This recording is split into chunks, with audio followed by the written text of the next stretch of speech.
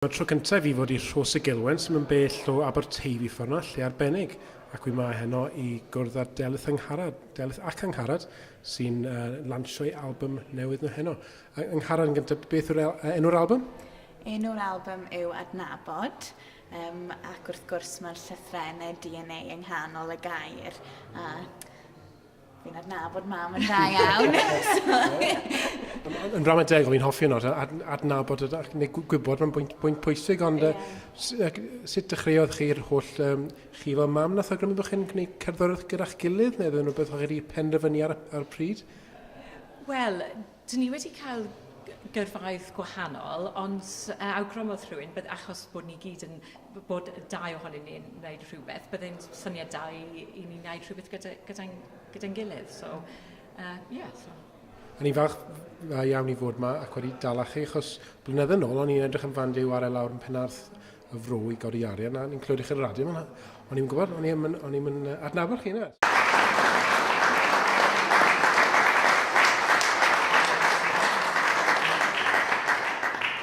Ni'n mynd i chwarae dau fach arall i chi nawr cyn i ni stopo a chi felly mynd i nôl mwy o wy. We're going to play two last pieces now before we can relax and you can go and get some more wine and stuff. But the next one... And buy CDs. And buy CDs, yes. Y darn nesaf yw Brandy Cove, a nes i sgwennu hwn ar ôl fynd lawr i traeth bach yn agos iawn i lle ni'n dod o yn Abertawe ar y gwyr.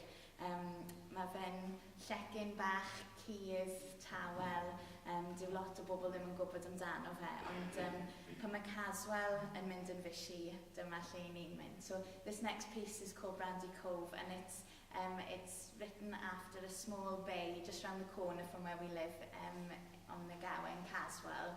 And Caswell can get very, very busy in the summer, like everyone comes down from town and, you know, they can buy their hot dogs and their burgers and their rubber dinghies and their spades and everything.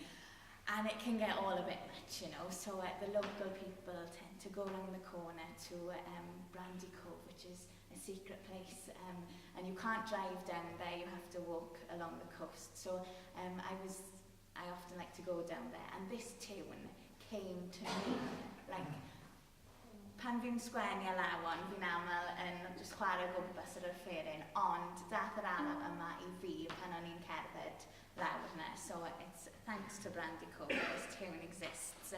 And we actually filmed a music video for this piece down in Brandy Cove as the sun was rising about a fortnight ago, 5:30 in the morning. So we'll play it after, it'll be on the desk. But yeah, so newn ni chwarae hwnna, yeah? Yeah.